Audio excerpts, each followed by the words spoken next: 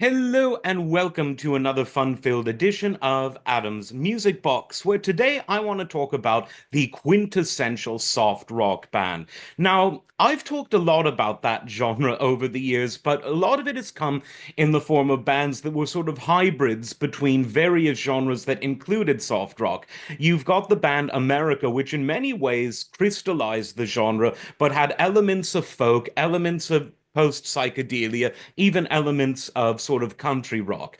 Then you had a band like Seals and Crofts, which were really a blend of jazzy chordal structures, of country and western, of traditional rock, of singer-songwriting. They were really eclectic in many ways, despite their huge chart success. And then you have Bread, a band that, without any contention, really made soft rock music and soft rock music alone. And they did it wonderfully well. Now, a question that one might be tempted to ask is, whatever happened to soft rock? Why did it go away? And I think that there's a two-part answer.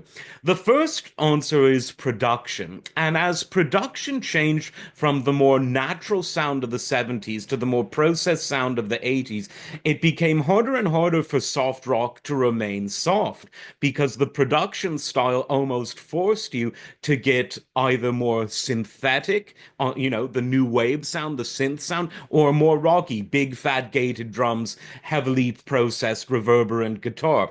This sort of more natural sound that was used in the 70s that really allowed soft rock to shine through that FM radio dial was becoming a thing of the past. The other reason is that songwriting tended to become less important at the turn of the 20th century than production. Look at hip hop, for instance, where it's the producer more than the songwriter who shapes the sound of the record. Of course, it's a lyrical format, it's a lyrical genre, poetry driven first and foremost. But even outside of the world of rap and hip hop, you see production, whether on a Taylor Swift record or anyone else who's been huge in the 21st century. Production tends to overtake songwriting as the thing that shapes the track the most.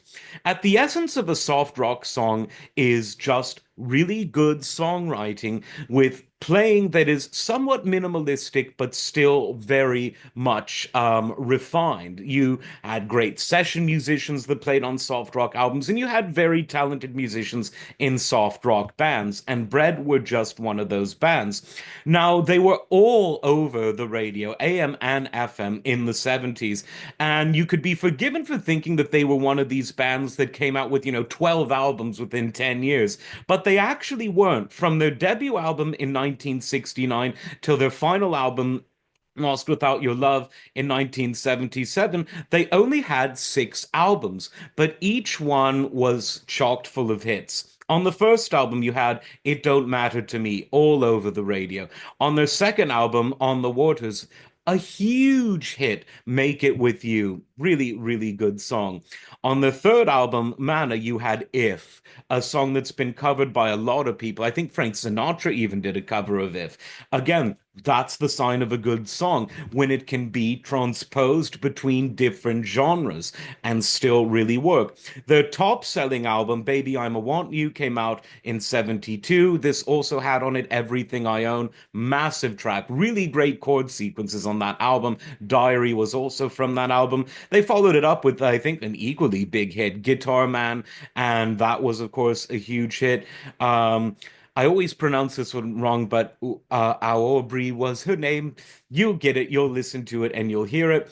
The band took a bit of time off in the mid 70s before coming back for one last time in 77 with Lost Without Your Love, the title track there, a big hit itself.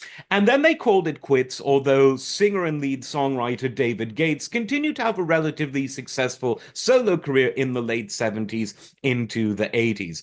But Bread were really one of those bands that were really born in that era between the very late 60s and early 80s when soft rock was a thing. Now, the reason it became a thing was because rock and roll became the musical idiom that was most dominant in pop music at this time. Before that, jazz and Broadway were the dominant idioms in pop music. And that was an era we know is now the classic pop era, your Bing Crosbys, your Perry Comos, your Sinatras, etc. But the rock and roll revolution took no prisoners and it captured the pop world, became the dominant idiom. And when your music is the dominant idiom, can prepare for it to be watered down. And I don't mean that in a bad way.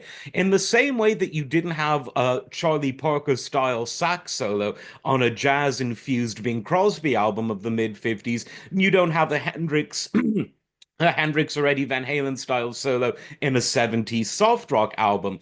But it takes the essential elements of rock and it repackages them in a popified package, where in this case with soft rock, songwriting, memorable songwriting, interesting lyrics, those things became the main point of contact, the main point of emotional contact with the listener. And then I explained production trends and trends within the production and sector of the music industry that became more important than trends within songwriting that gradually brought the soft rock era to an end. It had some success in the 80s, a bit less in the 90s, but it really was the 70s, that decade when hard rock and heavy metal was born, that you also had soft rock dominating the charts, and no one did it better than Bread. Like, subscribe, and we'll see you next time. Take care.